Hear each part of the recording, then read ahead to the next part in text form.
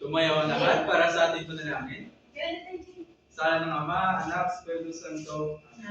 Maaari na kayong umupo, mga bata. Magandang araw, mga bata. Magandang araw po, Ginoo. Kumusta ang araw nyo? Okay, ayos naman po. Mabuti. Magsabi na narito po kapag tinawag ang iyong pangalan. Lisel, Narito po. Lloyd, Narito po. Naresh, Narito po. mabuti dahil narito ang lahat ngayon. Ngayon, balikan natin ang ating tuntunin sa ating silid-aralan. Sa loob ng silid-aralan. Pakibasa, mga bata. Makinig ng mabuti. Itaas ang kamay bago magsalita. Magaling. Kahapon, nagbigay ako sa inyo ng dangalin. Pakibasa sa unahan.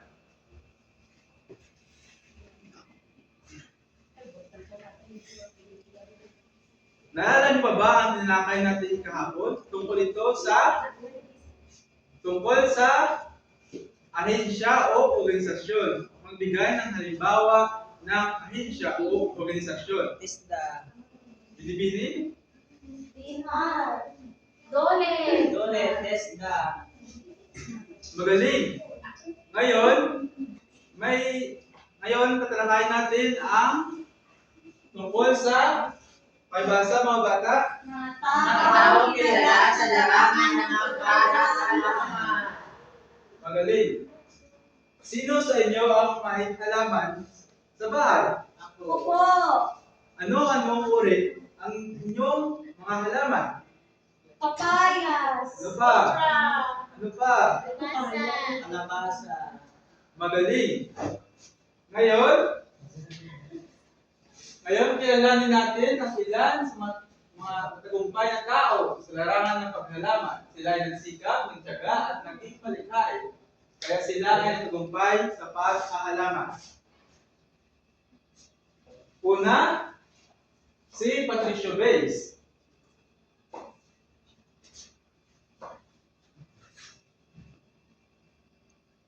Si Patricio Bays, lugar, Alicia Isabela, produkto, takwan, honeydew at papaya. Siya ay kilala bilang isang matagumpay na magsasaka sa Isabela dahil sa kanyang sipag at tamang pamaraan ng pagtanim. Naging malawak ang kanyang taniman at naging pangunahing supplier siya ng mga prutas sa iba't ibang bahagi ng bansa. At ang kanyang katangian, masipag, masigasig at may tamang kalaman sa teknolohiya at pangsakahan. Ulit, mga bata, sino to? Si Patricio Bays. At taga saan si Patricio? Alicia Isabela. Ano ang kanyang produkto? Pakwan. Honeydew at papaya. Mabigay ng isang katangian. Masipag. Magaling. Ang susunod ay si Edith Dacoycoy. Lugar, Ilocos Norte. Produkto, Brickman Dragon Fruit. Tinagurian siya Dragon Fruit Lady ng Pilipinas. Siya ang nagpasikat ng Dragon Fruit sa bansa kahit noong ay hindi pa ito ganun kilala. Itinatag niya ang Brickman Farms na ngayon ay isa sa pinakamalaking plantasyon ng Dragon Fruit sa Asia.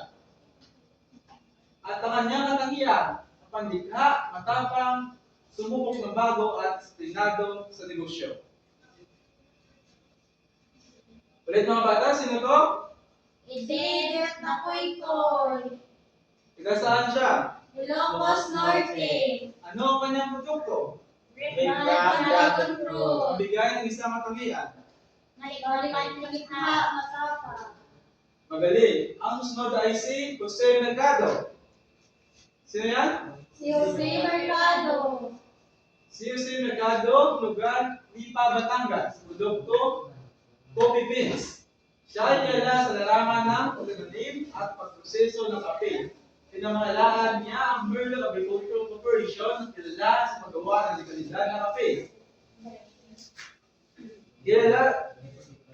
Kilala hindi lang sa Pilipinas kundi pati sa ibang bansa. Katangian, dedikado, mahilig magsaliksik at may pagmamahal sa kanyang trabaho. Taga saan si Jose Mercado, mga bata? Taga Lipa, Ano ang Batangas. kanyang produkto? Coffee beans. Mabigay ng isang katangian. Dedicado. Magaling. Ang susunod ay si Arsenio Barcelona. Sino mga bata? Arsenio Barcelona. Si Arsenio Barcelona, lugar Manila. Produkto, Harvest Agricultural Co. Siya ay nasa likod ng Harvest Agricultural Corporation na tumutulong sa magsasaka at nagdadala ng legalidad na pananim at bili.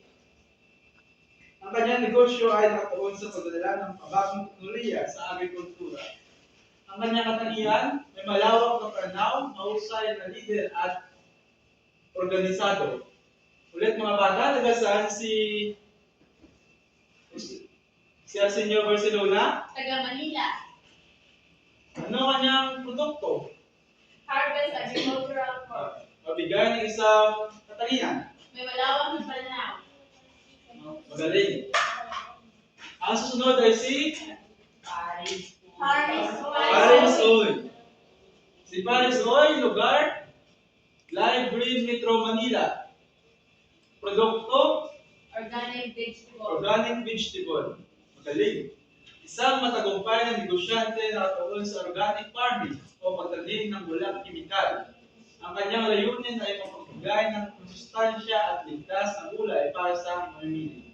Katangian, mabago, may malasakit sa kalikasan at kalusugan at madaling umangkop sa mga bago. Ulit mga bata, si Paris Oil ay taga saan? Taga saan? Metro Manila. Ano ang kanyang produkto? Organic vegetable. Magbigay ng isang katangian. May malasakit sa kalikasan. Magaling mga bata. At ang panghuli ay si Sini Pagani. Ulit mga bata. Sinin Makani. Lugar, Mindanao at iba pang bahagi ng bansa. Siya ay isang sa mga kilalang personalidad sa industriya ng saging at pinya.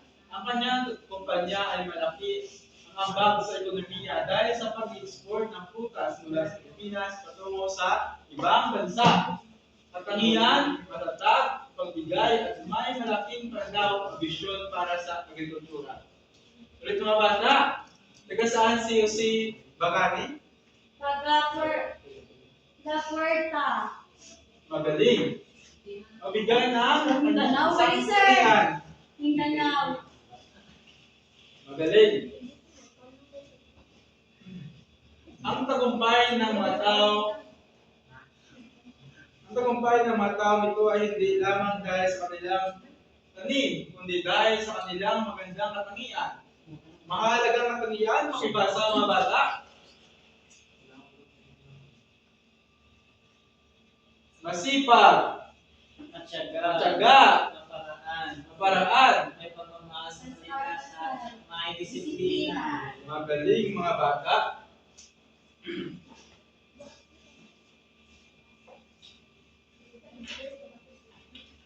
Mga bata,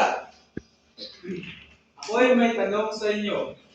Sino ang tinaguriang dragon fruit lady? Si Edita Lapuy-Koy. Magaling. Bigyan natin si Binibining Lisada. Mga bata, tumayo lahat. Bigyan natin si Binibining Lisada na kutsun suka. 1, 2, 3. 1, 2, 3. Ay, mga bata. Opo. Okay, tumayo. 1, 2, 3. 1, 2, 3. Magaling. At sino naman ang may produkto ng coffee bean? Coffee bean?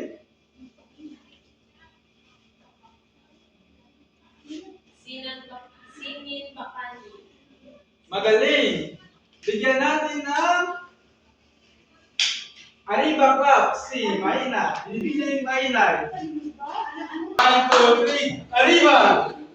Magaling. May ulit na naman ako mga bata. Sino ang may tanim ng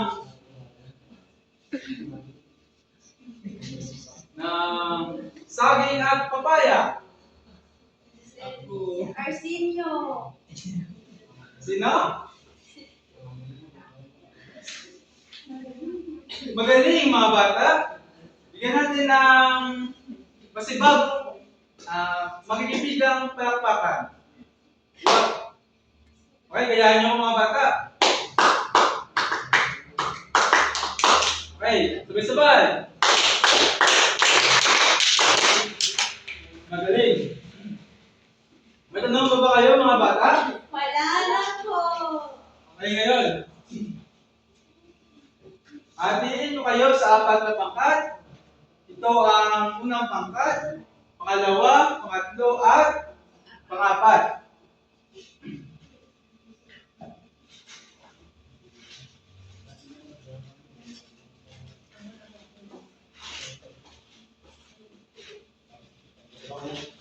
Unang pangkat, pangalawang pangkat, pangatlo, at pangapat na pangkat.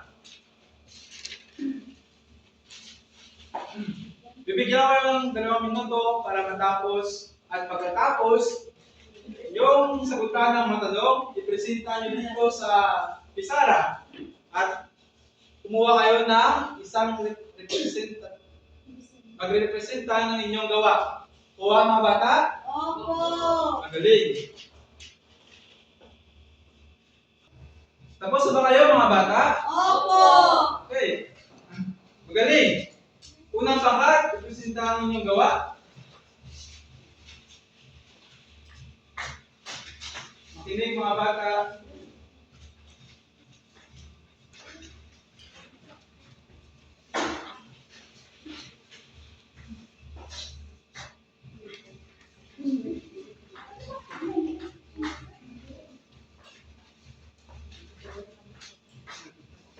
Sino ang taong ito? Siya ay si Steve Mercado. Ano ang kanyang pangunahing produkto? Coffee beans. Ano ang kanyang katangian? Mercado. Paano ninyo ito matularan bilang mag-aaral? Kuha mga bata. Opo. Bigyan natin ang unang pangkat ng Powerpuff Girls Club. 1, 2, 3, Powerpuff Girls! Magaling! Okay, pangalawang pangkat, ipresenta dito sa pisara ang inyong gawa.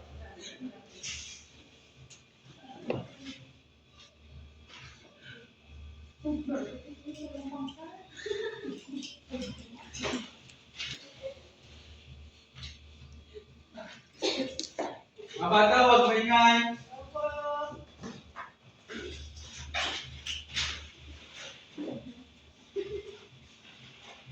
Sino ang taong ito? Ito ay si Patricio Bates. Ano ang kanyang pangunahing produkto? Deep Green Mendo Manila International Trade. Ano ang kanyang katangian? Makabago, may malasakit. Paano niya ito natutunan bilang mag-aaral? Maging masipag. Magaling! Bigyan natin ng Pacquiao Club ang pangalawang pangkat. Okay, gayahin niyo mga bata. 1, 2, 3, pak! 1, 2, 3, pak, pak, pak! Mga bata? Opo. Okay. 1, 2, 3, pak! 1, 2, 3, pak, pak, pak! Okay. Pangatong pangkat. I-presenta ang inyong gawa dito sa pisara. Sino ang tao ito? Siya naman ay si Arsenio. Siya ay tinatawag na Tuto Barcelona. Ano ang kanyang pangunahing produkto? Harvest Agricultural Corp. Ano ang kanyang katangian? Masipag. Paano ninyo ito matutularan bilang mag-aaral? Maging masipag. Magaling! Bigyan natin ng 5 palakpak ang kwatong pangkat. 1, 2, magaling! Ang pangkat, i-represent ka ng iyong gawa.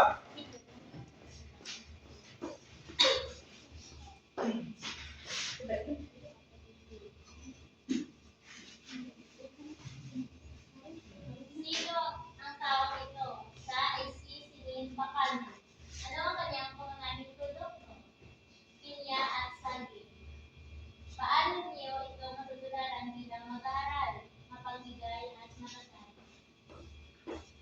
Magaling! Mga matamaan, bigyan natin masigabang palakpakan ang apat na pangkat. Ngayon, kumuha ng isang pirasong papel at sagutan ang sumusunod. Pagbasa, panuto. Isulat ang tama kung gusto at mali kung hindi. Tapos na ba kayo mga bata? Opo. Magaling! Ngayon, kunin niyo ang inyong kwaderno at isulat ang inyong takdang aralin. Tapos na ba kayo mga bata? Opo. Magaling! Kung sa tayo lahat, paalam mga bata. Alam na po,